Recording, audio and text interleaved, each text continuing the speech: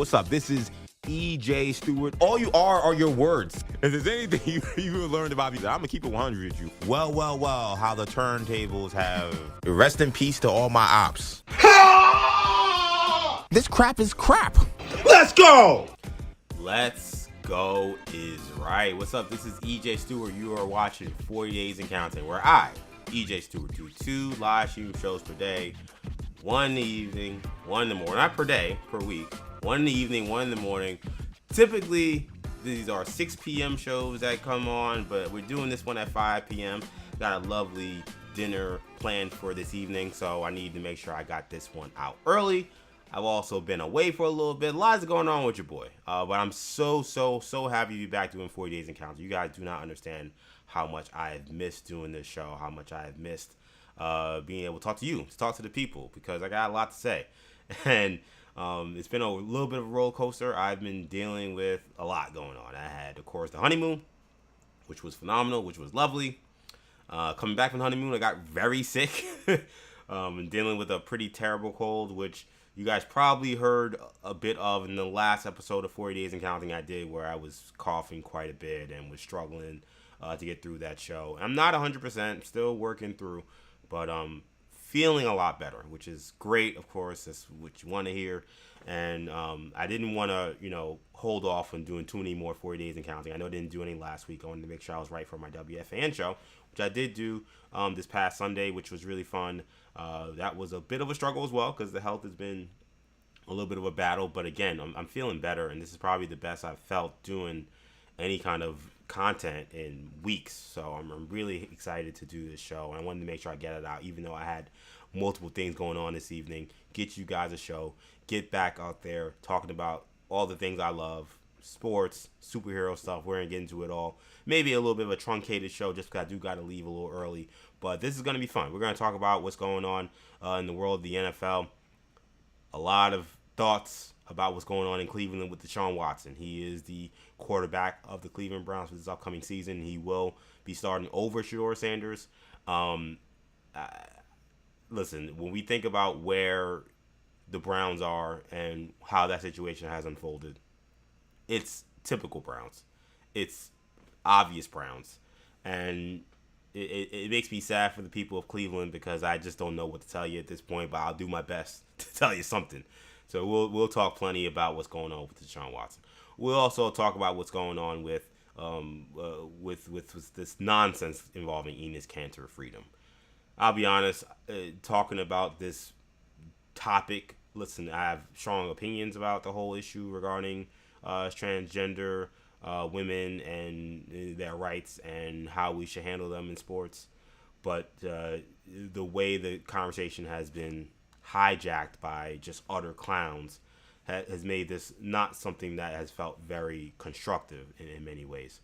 But sometimes I think even when people are trying to simply grab attention, grab headlines, make things about themselves, sometimes it's important to let these people know that they're dumbasses.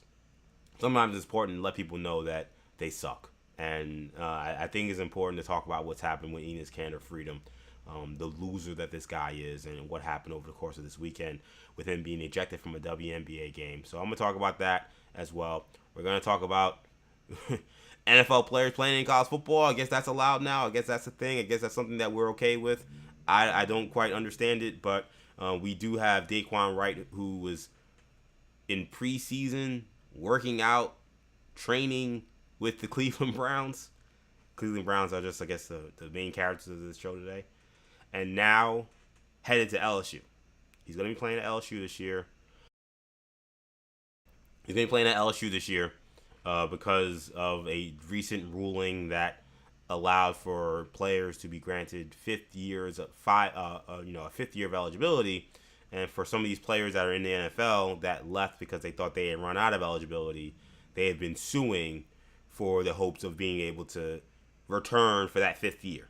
So you have guys who ran out of eligibility, played in the NFL in training camp, as undrafted free agents, or maybe even drafted free agents, that are saying, well, I got cut from my team, but I actually was, there's a crime against me because I wasn't given the right to come in and actually get my 5th year of eligibility. So I'm going to go back and get my lick back and play college football. It's completely insane, but it is happening, so we'll discuss that. And I got to give you my thoughts on Lanterns, man. DC Lanterns has come out. 2 episodes have debuted. I like what I see. I got to be honest. I like what I see. I said during our last episode, Hero Talk, I thought that the first episode was solid, and it feels like the show is revving up. Just, nothing more I can say other than this is something I think you want to watch. I think if you're even a non-superhero fan, I think the mystery behind it, I think the smart storytelling behind it, I think the acting, I think this has been a thrill ride so far. So we'll talk about all that stuff. 40 Days and Counting, streaming live, multiple spots, including streaming live on YouTube. Of course, much love and thanks to the YouTube crowd for rocking with me, for standing with me. I know it's been a long few weeks because of everything that's been going on with the honeymoon, with the sickness, and haven't been as consistent. I've been pretty consistent with these 40 Days and Counting episodes. And just for you guys to know, like, I'm feeling a lot better, but I'm going to need to have tea and make sure I'm good. So if I'm pausing for tea breaks, just know that's what I'm doing. But just make sure I keep my voice right for this show. But no, I mean, shout out to the YouTube fam. We're going to continue to keep doing great content over here on New Generation Media. If you haven't already, make sure you subscribe to the YouTube channel. New Generation Media is where you want to subscribe to our YouTube channel. That's where we're doing all our content. Hero Talk, episodes of Orange and Blue Bloods. We're going to get that revved up too. Again, that also has been derailed because of all the stuff that's been going on. But we'll get back to Orange and Blue Bloods episodes, talking some Knicks. So make sure you subscribe to the YouTube channel, New Generation Media. We're also streaming live on X. EJ_Stewart is where you'll find me on X. You can also find me on Instagram. Action EJ is where you'll find me on Instagram. We are also streaming live there. Shout out to the Instagram crew. Love y'all. We got Mass1505 who has joined. Shout out to him. Mr. Ronsky 2U has also joined. So shout out to him. So shout out to the folks watching on IG Live. And we are live on Buzzer. Shout out to the Buzzer fam. Always love and appreciation to them. And really excited about what's going on there. If you guys haven't heard, Rams preseason games have been being aired on Buzzer. I know I've been sick and I've been unavailable, so I haven't been able to talk about it. But if you guys aren't on Buzzer now, that's where you want to go. I mean, you got talking about one of the top teams in the NFL. You're talking about one of the Super Bowl contenders for this upcoming season, and you can watch their games live on Buzzer, the only streaming service outside of NFL Plus where you can watch content from the LA Rams is Buzzer. That is the home of the LA Rams for mobile devices. So make sure you check out NFL preseason action involving the Rams. Make sure you check out Texas Rangers action. They're, of course, trying to fight in that weird, bizarre pennant race happening in the AL West where we'll see if somebody finishes above 500 to win that division. It's not necessarily guaranteed, but somebody's going to make the playoffs from that division because that's just how baseball works. And the Texas Rangers are in that mix. And you can also watch their games on Buzzer. So a lot of stuff happening, a lot of exciting stuff happening on Buzzer. Not just awesome content creators like your boy and plenty of other awesome people that are doing great stuff on Buzzer, but also now live gaming action happening on Buzzer as well. So make sure you subscribe. Make sure you head over to the Buzzer mobile app or just sign up by going to bzzr.com. So let me get the ball rolling. I know my wife texted me during this show. Shout out to my wife, Andrea. Love her, of course. How long would I be doing this? I don't know. I would say just come in.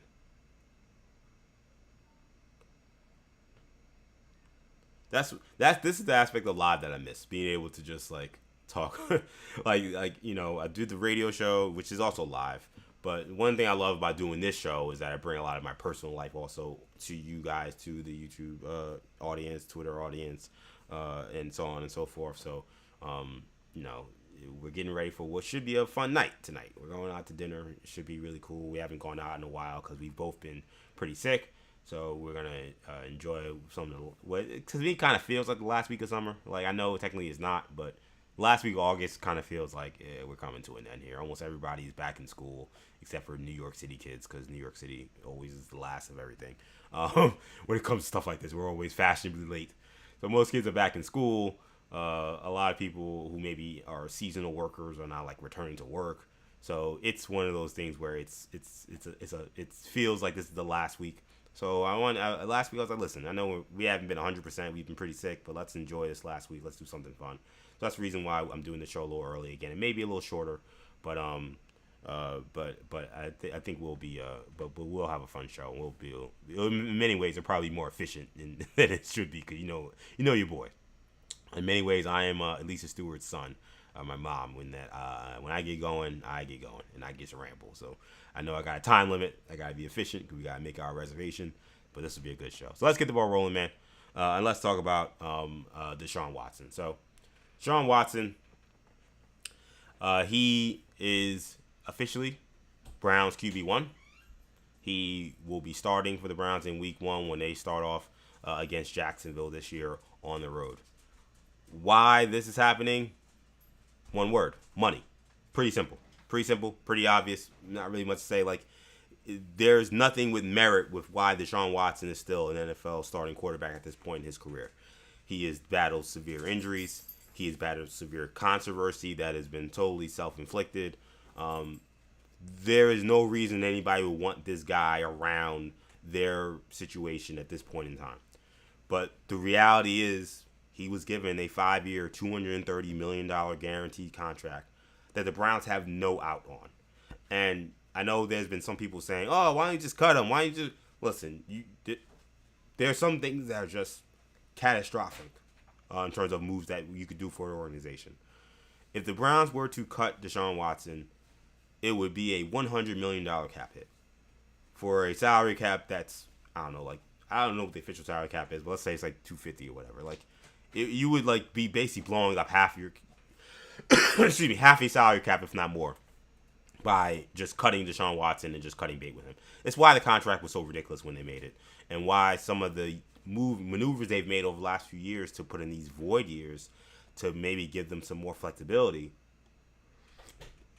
to fill out the roster were also catastrophic, because it made all the ramifications for getting rid of this guy even worse. You're stuck with him. There's nothing you can do about it. So he's on the team. Just because he's on the team, though, does not mean he has to play, and does not mean he has to be your starting quarterback. And that is, I think, where it's a tough pill to swallow for Browns fans. And to be honest, I think it's kind of dumbfounding for a lot of people following at home. Totally understand have to have him on the team. You're better off as an organization, unfortunately, with where they're at right now, to have him on the team than to get rid of him because of the salary cap implications. But to put somebody out there who looked as bad as he looked in Week 2 of the preseason, and he played over the course last weekend against the Buffalo Bills, and I'm going to be quite frank, he looked like doo-doo. He played like pure doo-doo. He threw a terrible interception. He made a throw. Remember when Tua Tagovailoa made that like weird pass? I hate to throw Tua in here unnecessarily. Sorry, buddy, but like this is the only other throw I can think of that was as bad as this. Remember when they were playing the Chiefs in Germany, and like on a key 3rd or 4th down, he threw a pass that was like almost like a helicopter going sideways. It was one of the worst passes. Like people have seen it. Like, what the hell was that? The ball? Why did the ball come out of his hands like that? Deshaun Watson threw a pass to a guy that was a check down. And he underthrew a guy that was 10 yards away, probably by like 7 yards. And I tell you, the ball came out spinning all different kinds of ways. I mean, it was one of the worst passes I have ever seen. I mean, when you talk about a guy that is absolutely washed, that is what Deshaun Watson is at this point in his career. He is not a good NFL quarterback. So he went out there after Shedeur Sanders got the start. He's been in a quarterback competition with Shedeur Sanders. Shedeur Sanders got the start for Week 2 and played well. Like, he hit his first 7 of 7. He threw a touchdown pass. He threw an interception that was not like the greatest pass, but like the tight end probably should have caught the ball. He got 2 hands on it. It was behind him. It wasn't the perfect pass, but all in all, like a pretty decent performance, like from Shedeur Sanders in his first start against the Bills' first team defense. Like, I think in many ways you'd say that's a pretty respectable job. 1 touchdown, 1 pick. High completion percentage. Shedeur Sanders did is pretty much as good as you could want.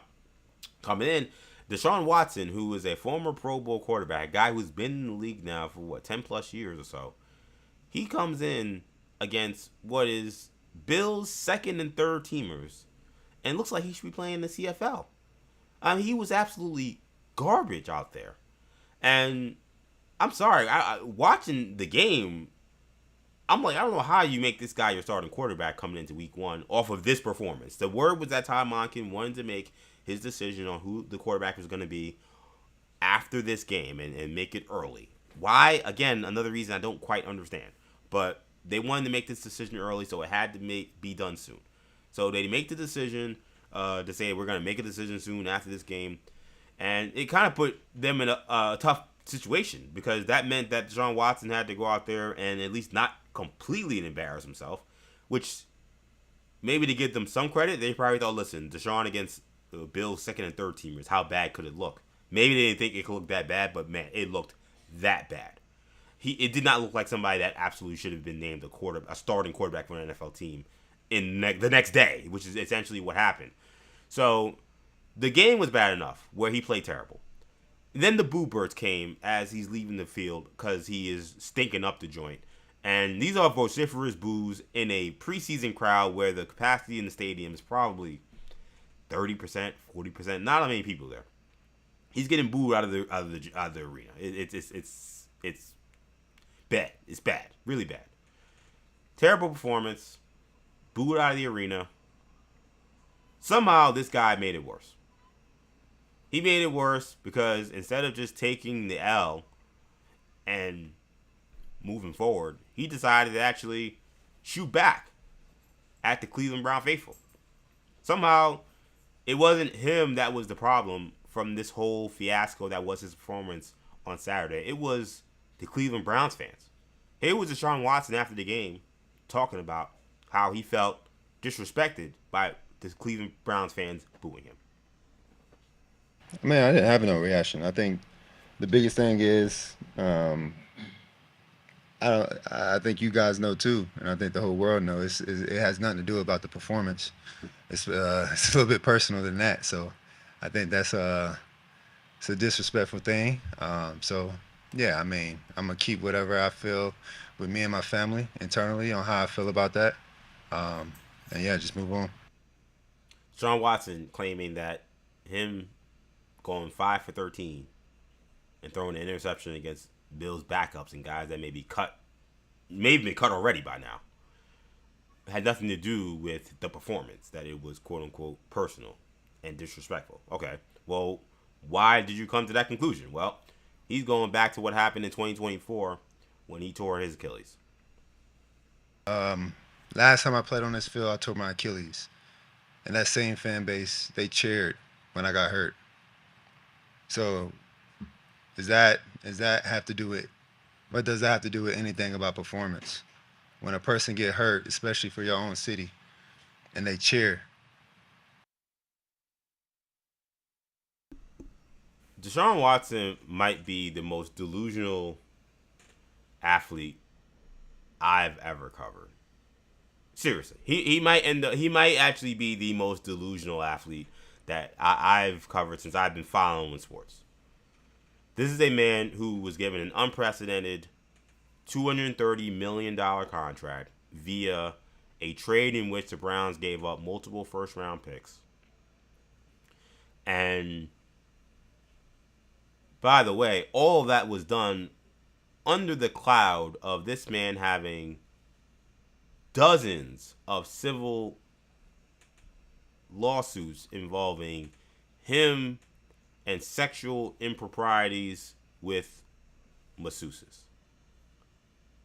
That was everything involved with Deshaun Watson. And with all of that hanging over him, he has provided zero in return for the Browns fan. His play has been garbage. He has not been available in terms of his health. The Browns fans got nothing but embarrassment from him being associated with their organization that they root for. Nothing positive has come from the Deshaun Watson experience. And yet, Deshaun Watson wants to make himself seem like the victim. He thinks that it's not him that's the problem with what's going on in Cleveland. It's the Browns fan. The Browns fan who booed him when he hurt his Achilles. The Browns fan that booed him during a terrible preseason performance where he's stinking it up against Bills backups, that they're the real problem, not him.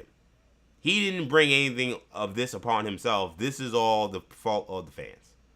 And there is that adage that, whenever you fight the fans, you're always going to lose. It's always a losing battle. And some of that is true. But this actually may be the stupidest fight among a player picking with fans that I think I've ever seen. The Browns fan didn't want your ass and had to kind of hold their nose to take you on in the hopes that because of the desperation that their organization has experienced with not winning a Super Bowl, that maybe you could finally be the missing piece. They held their nose to bring you on, bring your nasty ass on to the team, and with that, probably felt like they had to dismiss a lot of their personal values. And what have you done for them? What have you brought back in return? Nothing. Absolutely nothing. And yet, he is still focused on what happened in 24, where they cheered him tearing his Achilles. And I will say this about that. Number one, I'm not someone who cheers when people get injured. It's just not my thing. I'm also, though, tired of, people doing this, you're a bad person if you cheer for this person's injury, or if you, someone dies and, do you? I don't care. I'm not going to do it. I'm not here to judge. But this whole thing of, running to, assassinate someone else's character for how they view a person that they deem to be irredeemable, that part of it is a weird thing that's happening right now. And Deshaun Watson is trying to play this game with this. He's trying to think that everybody can agree that, booing or cheering somebody that was injured is a no-no. We never do that. And he's doing that without including any of the context that people think that he's a sexual predator. That's what people think. And he went through the legal system. Those charges were dropped. He settled legal cases. They were not the legal. He settled the civil cases. The civil cases weren't dropped. He settled them. He paid money so he can move on to with his life, and that was that. But people heard these women's accounts. These women went on the record. These women identified themselves. They saw some of the evidence that was presented in the civil cases and the criminal cases, and then they have made their own conclusions. And if those people think that he is a sexual predator, I'm sorry, they're not going to feel bad for you tearing your Achilles, bro. They're just not. And that's why I say he is the most delusional athlete I've ever seen. Because you would think he moves around like somebody who thinks that none of that stuff ever happened to him. He thinks that, I'm just a quarterback that's struggling, and these fans, they're just being mean to me. It's no, they're being mean to you because not only are you a quarterback that's struggling, not only are you overpaid, not only did you kind of hold a bunch of organizations hostage in order to get the most money and then succeeded in getting the Browns to give you this guaranteed contract, you did it all under the guise of also a lot of unsavory sexual allegations against you. Allegations that no person would look at and say that this person's a good person, someone that they wouldn't want to root for. That's the truth. And that he moves around and acts like he's the victim in this, and somehow that he's been victimized. He went on to talk about, I do this great work in the city. I don't know what's going on. It's nobody cares about the great work you did in the city if they still think that you didn't show contrition for what they believe you did. And we'll never know for sure what happened. I could have my opinions. I think Deshaun Watson acted very, at best, immorally with how he was moving around with these massage therapists. That's my opinion. The legal situation happened the way it happened. I cannot say that he is a sexual assaulter or anything. That's not what was thing. But I have my beliefs, but that's not the truth. The facts are the facts. That he went through the cases. Excuse me, the charges were dropped. And then he had the civil cases that he settled out of court. That's what happened. But, he's moving around like somebody that doesn't have any kind of cases on him, or that, nothing happened to him. It's utterly ridiculous. It's stupid. It's stupid. And after that press conference, I thought there's no way the Browns can actually do this. Like, I know they're the Browns. I know that they don't have a clue. I know that they're one of the worst organizations in football. But there's no way that an organization that has been so self-destructive and just, you want to talk about an organization that has really done such a disservice to their own fans. There's no way that they will do this. That this guy, who has been an albatross for the organization since he showed up in the community, is actually going to be named the starting quarterback after he spit in the face of that community. There's no way that they would do that. Especially when there's no upside to him as a football player. Like, there's one thing, if you say, you know what, despite all of that, man, Deshaun Watson can still sling it. Deshaun Watson can still play. There's still something there. There's that. It's like, okay, well, maybe some fans can see it. There's no upside to this guy actually going out there to play football. He's not good. Not only is he not good, he's awful. He's probably the worst starting quarterback in the NFL this year. So I'm thinking there's no way they're actually going to do this. Especially when they have Shedeur Sanders there, who will sell tickets, who will get people excited. And, like, do I think Shedeur is great? No, I don't think he's great. Like, I've seen enough. Like, we'll see. He's young. I'm not going to say for sure that he can't be good or anything like that. But I'm not going to sit here and tell you that Shedeur is the greatest thing since sliced bread. But the fans are behind him. And he's got some ability. And he's young. And to me, in a year where you're kind of waiting for your quarterback for the future in 2027, I would probably want the most look at the young guy I have to give him as much rope to see if he can be the guy. That to me would be the thing that made the most sense. Let him play the whole season. Like, forget it. Like, Deshaun Watson right on the bench. I don't care if Shedeur Sanders throws 30 interceptions this year. We don't need you. If he gets hurt, then you'll go out there because we need somebody to play quarterback. But that to me would have made the most sense. I have this young guy that I drafted last year. He kind of was in this weird battle that was odd, and there are people who think he has potential. Let's give him a look. Let's give him the whole year, or unless he plays so poorly that you have to remove him, and let it be that. I don't know what purpose it serves to put Deshaun Watson out there to play when, to me, like, he doesn't give you a better chance to win than Shedeur Sanders. That's the reality to me. It'd be one thing if it's like, okay, like, he's for sure much better than Shedeur Sanders. Have you watched Deshaun Watson play? Like, anytime soon? I mean, I know he didn't play last year, so you didn't. But have you watched his preseason? Did you watch him last year? Have you heard about the practices that have been happening this year? The guy stinks. The guy absolutely stinks. So it seemed like just a dumbfounding decision by the Browns to do this. Deshaun Watson, once he was named quarterback one, I'm sure they told him, listen, you got to clean up what happened on Saturday because that's unacceptable. So he tried to. Here was him talking about his regret about targeting the fans in his comments.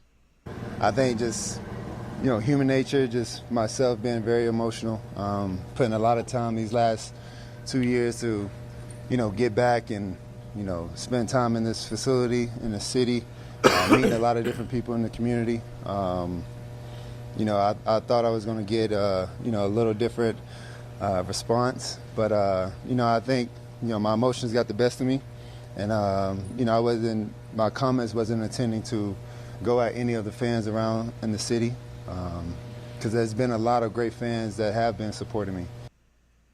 I mean, again, delusional. I thought I'd get a better response from the fans because of what I've done in the community.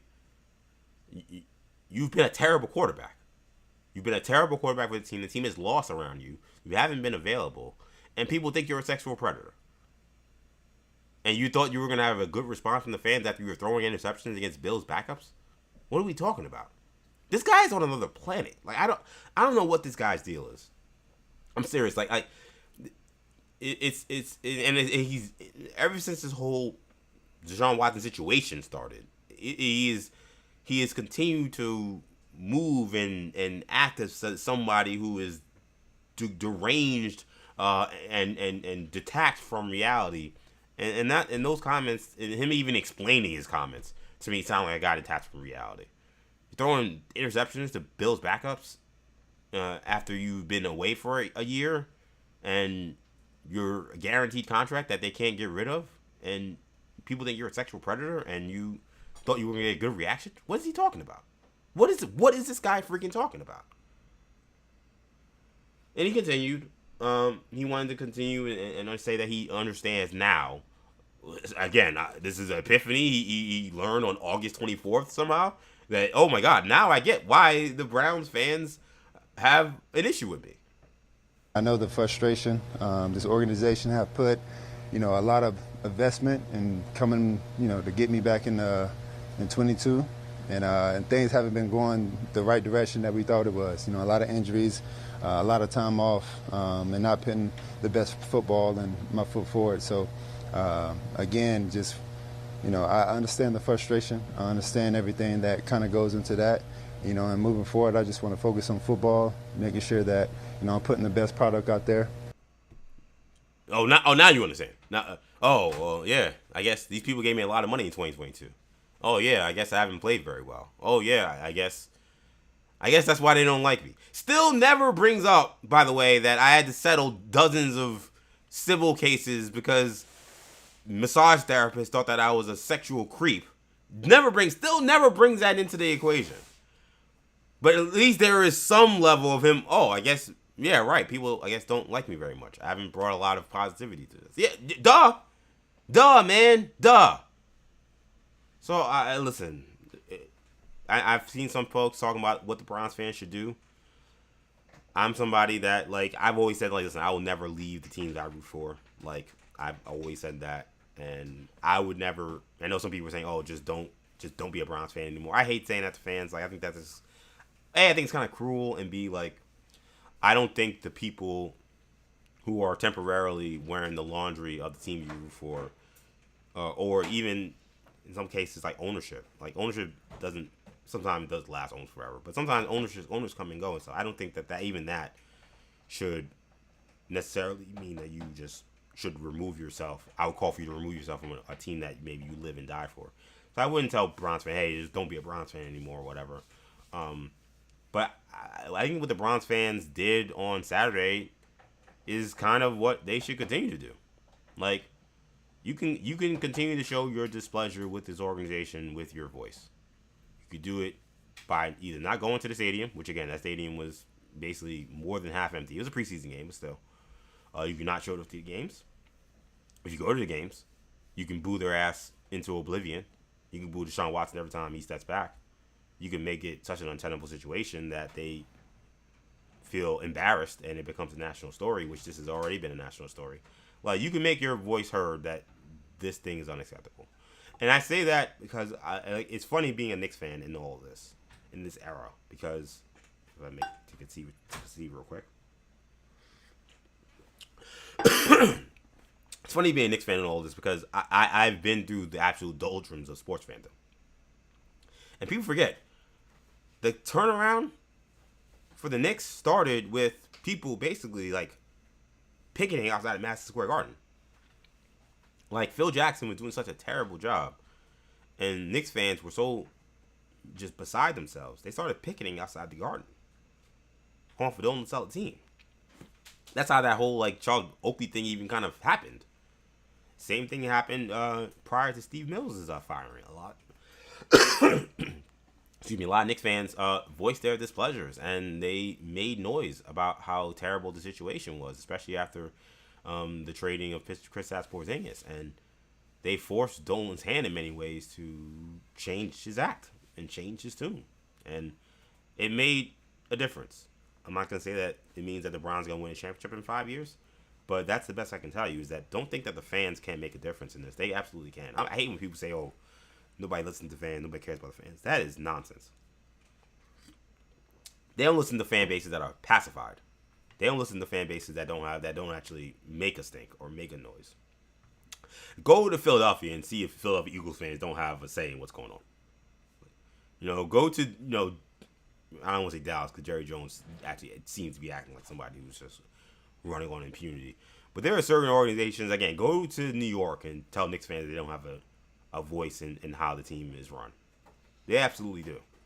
So that's the best I have of Browns fans. It's a dark time right now, but it doesn't mean that you can't make their lives miserable and make their lives uncomfortable while they put you through this. Crazy situation going on in Cleveland.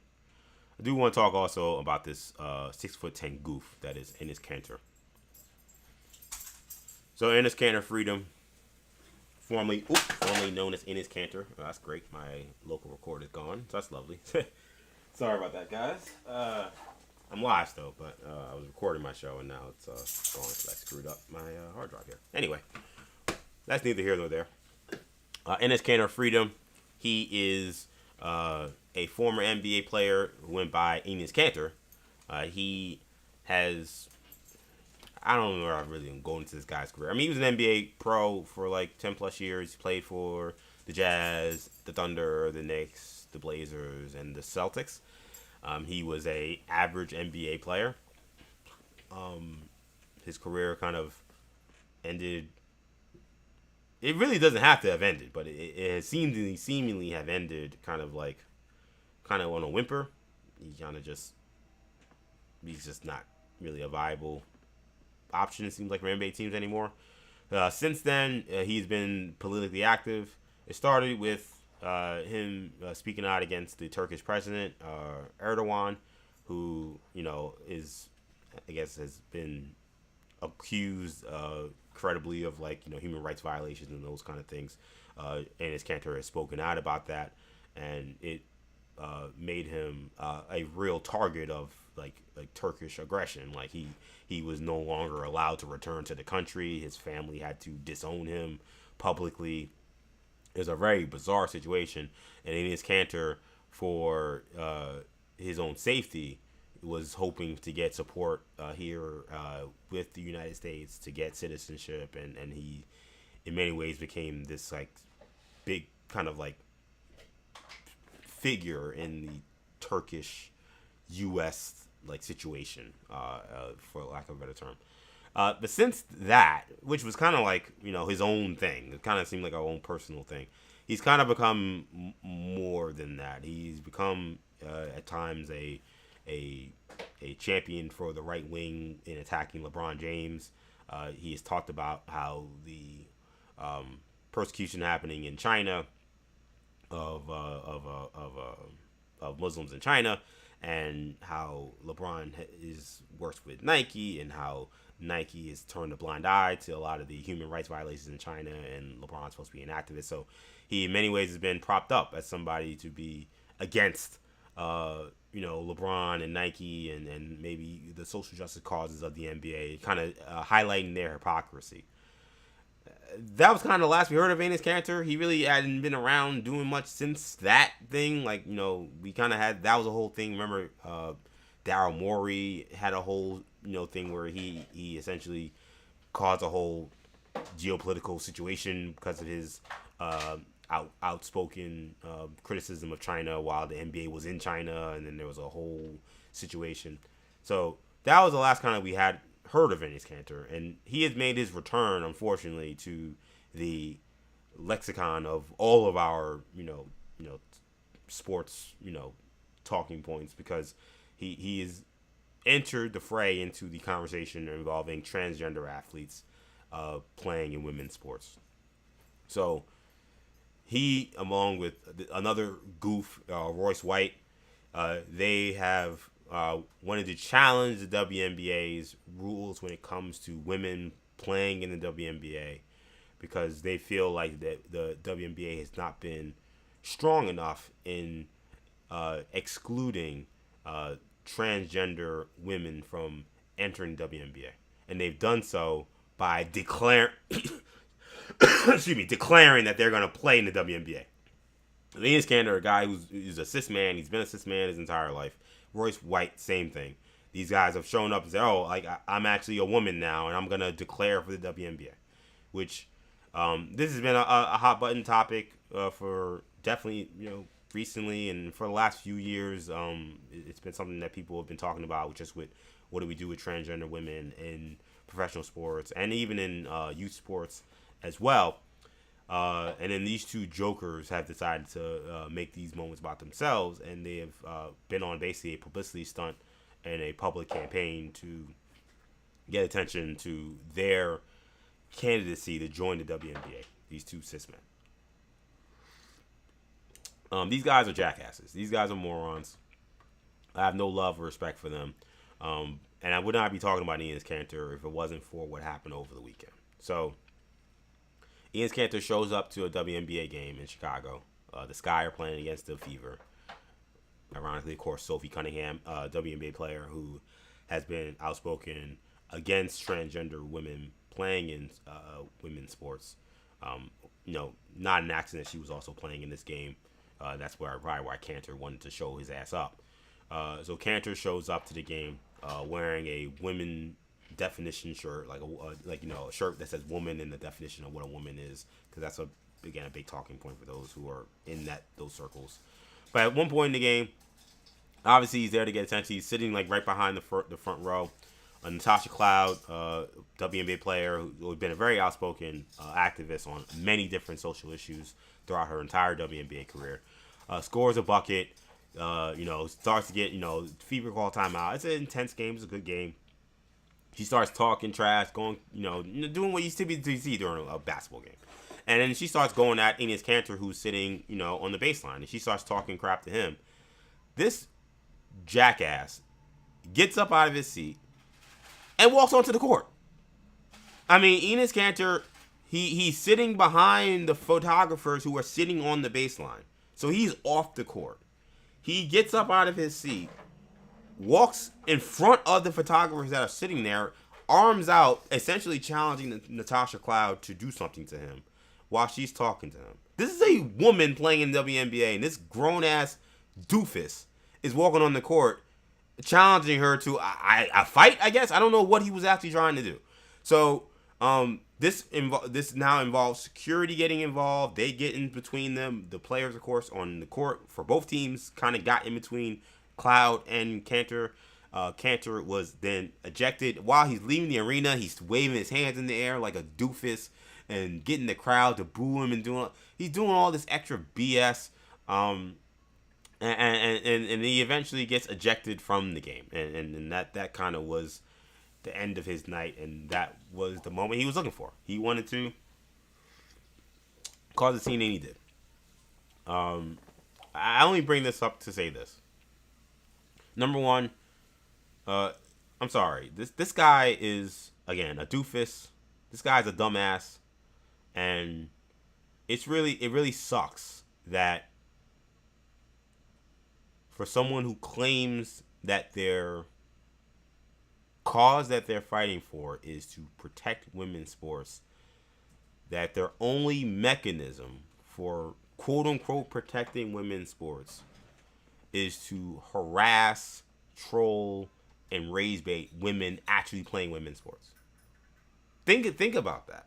Like, the women playing in the NBA, WNBA, playing a serious game. They're in a playoff chase right now. Like, this is the end of the season. They're in the playoff push. These women are just trying to do their jobs. They're trying to entertain, compete, and, for the Fever, definitely, competing to win a championship. And you in your stupid ass brain think that I'm protecting women by getting on a WNBA court and challenging women to a fight while they're competing and working and doing their job. I don't really even care what your stance is really on transgender women playing in sports, because it's not really a thing. There are no transgender women trying to play in the WNBA. There is no transgender woman in the WNBA.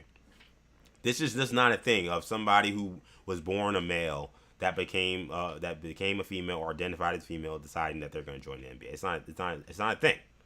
So I don't really care what your viewpoint is on that. But I'm talking about the action of this doofus that Enes Kanter is.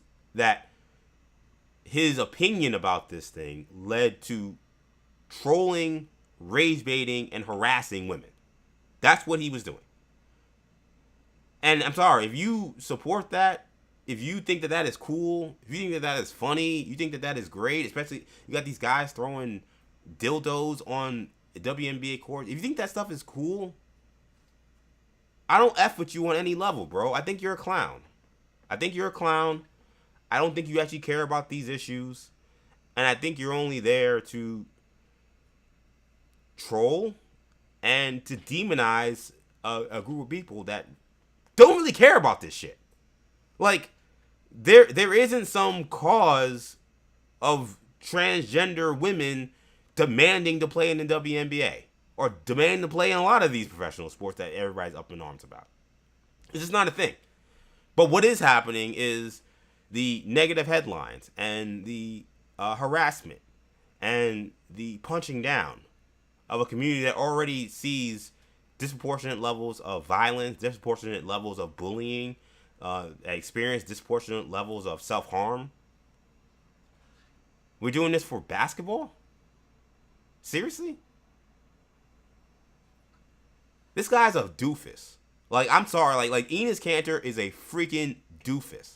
That was a real WNBA game happening, man. Like, there's women that are trying to get themselves ready for the playoffs. Women trying to put on a show and show that they should get, X amount of money in the next contract. Like, this is a serious thing. This isn't a sideshow. This isn't like, the And1 mixtape tour, the Harlem Globetrotters. Not to say that they're a sideshow or anything, but this is an amateur. These are professionals. And you're taking your culture war and literally bringing it onto a freaking WNBA court to prove a point about something that is non-existent. There are no transgender women trying to play in the WNBA. There aren't any in the WNBA. So what are we actually doing? I'm so sick that this society and this community of people that we were supposed to be a community, we've been just reduced. When it comes to activism, we've been reduced to rage bait. We've been reduced to rage bait. We've been reduced to trolling. That is the only mechanism people think they have to actually creating attention. And we like reward it. And I don't understand it. It doesn't make any sense to me. Like, there was a time, like, I'm sorry, like, I'm thinking about even being just like, I'm not gonna say I'm some big gentleman or anything like that, but like the optics of this 6'10" doofus walking on the court, looking down some 5'11" woman with his hands up like he's gonna do something. I wish somebody would have knocked his ass out. I'm sorry. I really do. I wish a grown ass man would have got up and said, "You're gonna step to Natasha Cloud. How dare you? Step up to a real man." That's how they used to do it back in the old school. That like we didn't tolerate disrespect towards women. We didn't tolerate physical intimidation towards women, especially in the freaking workplace when they're actually doing their damn job. And you're supposed to be a spectator. Like the level of disrespect I have for Enes Kanter cannot be high enough. I don't care if he identifies as a man, he identifies as a woman. To me, he's not identifying as a human right now. There's a human decency that idiot can't seem to present because, again, we've been reduced as a society to being rage bait trolls. That's what we are. But it just sucked. It sucks that this is what this has been reduced to. WNBA is it has issues. I've been very critical of its issues consistently. So I'm not someone shy to talk about my issues with WNBA. But it is a serious league, man. they have playoffs, championships. There's money being decided. And now, crap. These women actually making real money now. There's millions of dollars at stake for some of these women. You're bringing your doofus ass on the basketball court, coming from the stands, and there are people cheering this stuff. I mean, this society is so damn backwards right now.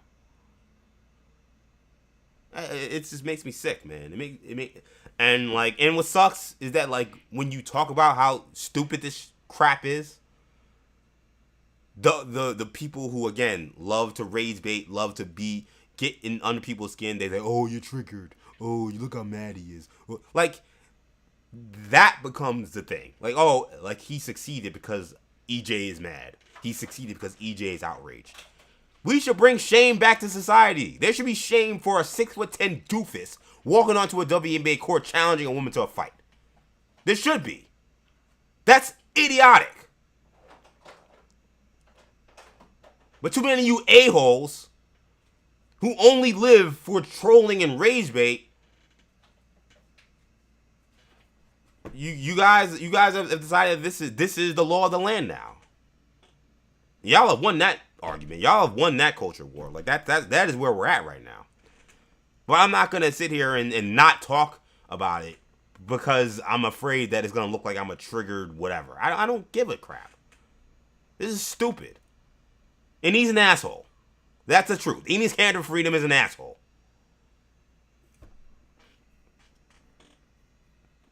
Freaking joke, man. All right, man. Last few things, man, before we get out of here. Y'all know I'm feeling a lot better that I'm able to go off like that. Tea's in my hand, so I needed the assistance. But I came into the show like, yo, I gotta be level. Can't throw my voice out. I gotta make sure I'm okay because I don't know where I'm at. But then I see this doofus, his name again, and I'm like, oh right, I gotta talk about this guy again.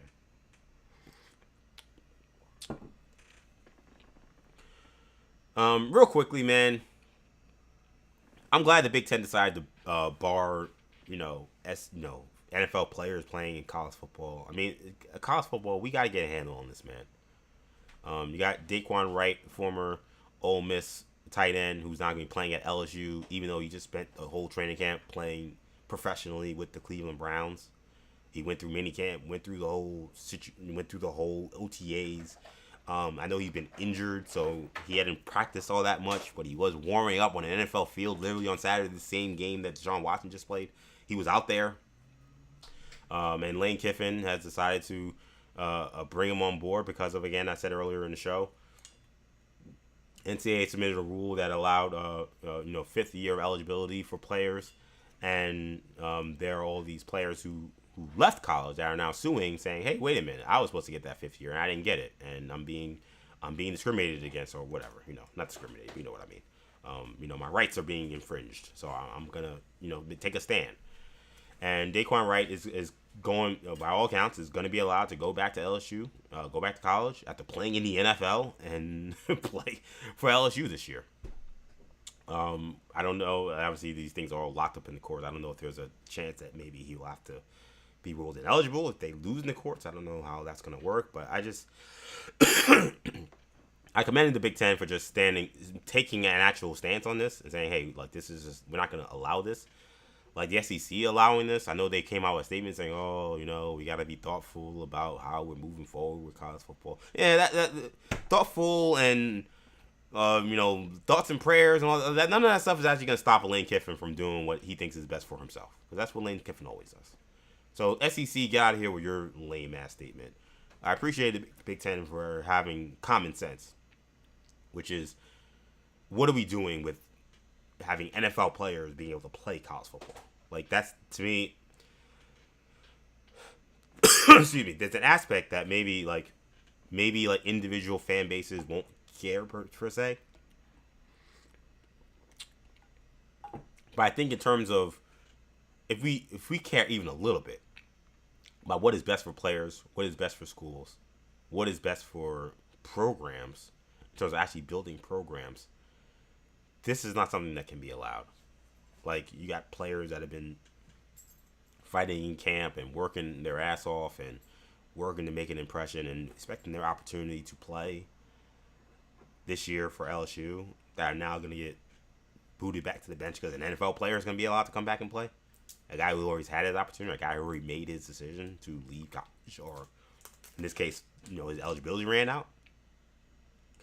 And this is something that we also saw in college basketball too, with these guys who played in the G League and guys who got drafted saying, I'm going to go back to playing college basketball. Like, to me, it also just speaks to like how feckless the NCAA is. Like, they have no power, no say. They got nothing going on over there, man. It's sad over there.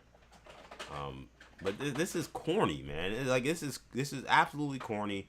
I love that college kids are getting paid. I think NIL was always going to be the way. I think revenue sharing with the players was always going to be the way. This is what these players are owed. But it is, at the same time, it has brought along some of the corniest scenarios you could imagine when it comes to college sports. It has brought on, again, former NBA draft picks trying to play in college basketball. RJ Lewis is a guy who played with played at St. John's, played with the Celtics G League team, is now going back, I believe, to play at LSU and for college basketball this year. You got Dae'Quan Wright, played for the Cleveland Browns in preseason, is now going to play college football. And this stuff is clowny. This stuff is cornish. I mean, excuse me, is corny. It's just the corniest situations.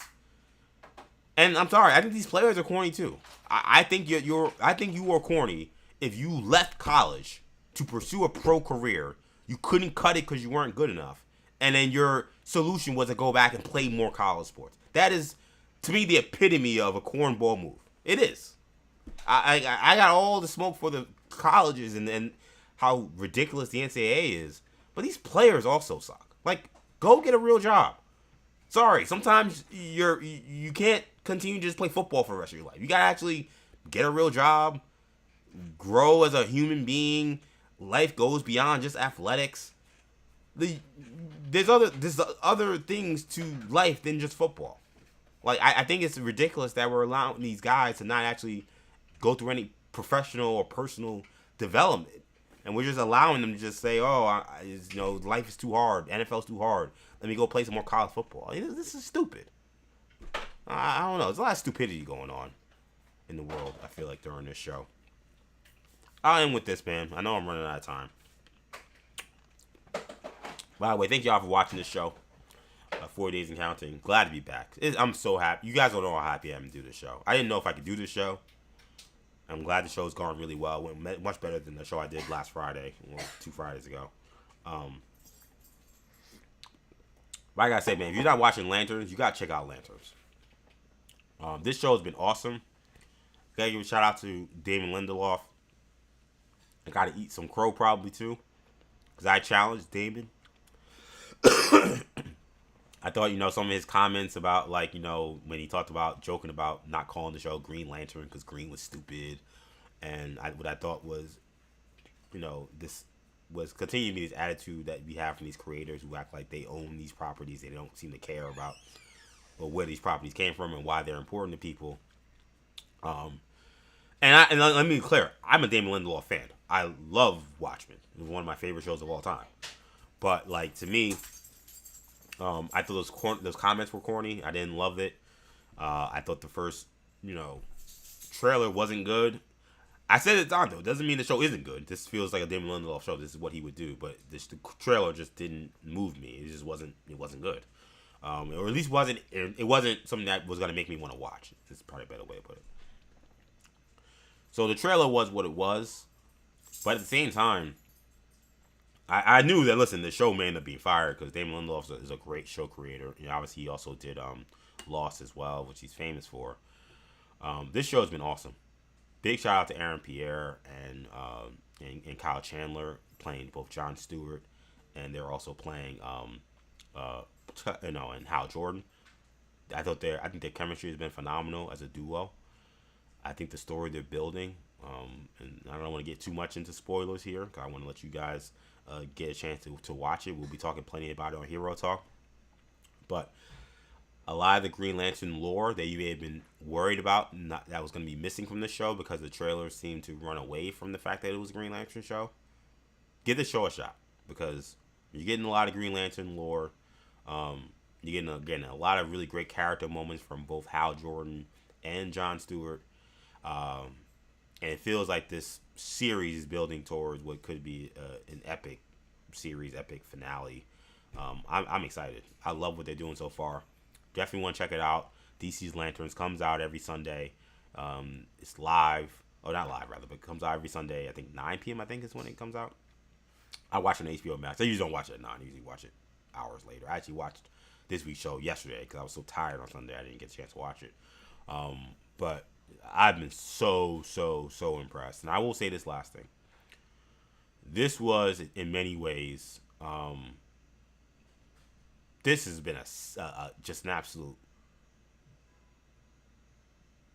I guess, lifesaver for James Gunn.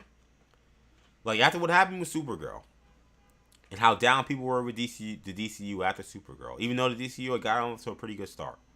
And I loved what they did with Superman. This is exactly what the doctor ordered. Because Supergirl went terribly. There was questions about the viability of this world, as we had still no sign of Batman anywhere, no sign of Wonder Woman anywhere. We have a Superman movie coming out next year, which is okay. We'll get that, but it felt like with Marvel really revving up the next generation with the X-Men coming into the fray and Spider-Man breaking box office records. It now surpassed Avengers Endgame when it comes to a domestic box office. It was starting to look like, is there any way for DC to make this up? It's a TV show, so it's not a movie, so it's different. But I just think in terms of word of mouth and in terms of critical acclaim, DC needed this W, and man, it is coming at the right time. James Gunn, this show, in many ways, kind of saved your bacon a little bit. And I've been very supportive of James Gunn. Hated Supergirl, but I've been supportive of them before that. This show is very good. The show is very good and has a potential to shift that narrative away from people feeling like DC is in a world of hurt. Because I'm very excited about the future of the Green Lantern world is being created with this show. So I'll leave that there, man. That's all I got, man. My wife is like, I almost said fiance. My wife is like, yo, we got to go. What's going on? So I got to go. I want to thank you guys so much for checking out this edition of 40 Days and Counting. I know this was an abbreviated show. It was an earlier show than normal, but I really wanted to make sure I got a show out there, so I'm glad I did. While you're there, man. Oh, I didn't even see the comments, man. Shout out to Big Friendly. Big Friendly, we're going to get you on the show soon. Again, I've been sick. I would have had you on earlier. I wanted to talk to you about Rams training camp, but I was sick and away. It was a lot going on. But I'm back, and this show went well, so I'm really excited. It makes me hopeful that I'm actually feeling a lot better, and I'll be able to do my show Friday, and we'll be back into the swing of things. So really excited about that. So shout out to Big Friendly. Thank you for being in the chat. Shout out to everybody watching on YouTube. Again, make sure you subscribe to the YouTube channel, New Generation Media. That's where we do all of our shows here, not just 40 Days and Counting, but also Hero Talk. Episodes of Orange and Blue Bloods, the video versions, go on New Generation Media's YouTube account. So make sure you subscribe. Also, make sure you like this video. Again, like Big Friendly is, comment in the comment section. All those things help. So please like this video, comment in the comment section. We appreciate your support on that end. Shout out to the folks on YouTube. Shout out to the folks on X. Make sure you follow me on X, EJ_Stewart. Also follow the New Generation Media page at New Generation Pod. Also be sure to follow me on Instagram, where we're also live. Shout out to the folks that have been watching on Instagram Live. We had quite a few people watching on Instagram Live. Shout out to my man Big Ed. Good to see Ed in there. Shout out to my guy Andy. JV, we gotta get JV on the pod. I went on and did JV's podcast talking some Knicks, and that was fun. We got to have him on 40 Days and Counting or 40 Orange and Blue Blood, so we got to make that happen. Shout out to Sir James. Shout out to Sir Germensky Scow. I don't know how to pronounce your name, buddy, but shout out to you for being in the Instagram. Really appreciate you on that. Shout out to them. Shout out to the folks, of course, on Buzzer. Always love my Buzzer fam. Again, if you're not signed up to Buzzer, make sure you do so. Go to buzzer.com or go to the Buzzer mobile app. Again, verified users, verified content creators, and live sports happening now. Rams games, Rangers games. You want to make sure you're signed up. So make sure you go to buzzer.com or go again, download the Buzzer mobile app. And of course, all episodes. I didn't podcast the last episode, because I'll be honest, I wasn't happy with it. I didn't like how my voice sounded. I was coughing a lot, so I didn't post that one. But besides the last one, all episodes get podcasted to New Generation Podcast Network. So make sure you go to New Generation Podcast Network to make sure you check out the podcast version of these episodes, because maybe you can't watch. Maybe only watch some, but then you had to go on a run, or you had to go to your job, or maybe you're commuting, whatever the case may be. You can listen to all these episodes wherever you get your podcasts. Just search New Generation Podcast Network. And while you're there, subscribe, give me a 5-star review, and auto download. Those 3 things help the channel immensely. That's all I got, man. I gotta run. I gotta go to this dinner. I want to thank you guys so much for checking out this edition of 40 Days and Counting. We'll be back on Friday. I really think I am. I was kind of playing every show by ear. I wasn't sure if I was going to do this one, but I decided to give it a shot, and I felt okay. So we'll try to do this again on Friday. Friday, 8 a.m. is when that show is. Want to thank you guys for checking me out. I will be back on WFAN Sunday, 12 a.m. to 5 a.m. So if you want to catch me on the Fan talking New York sports, catch me there. And that's it. So happy to be back. Back like I never left. And I'll be back again soon. I'm EJ Stewart. See you guys later.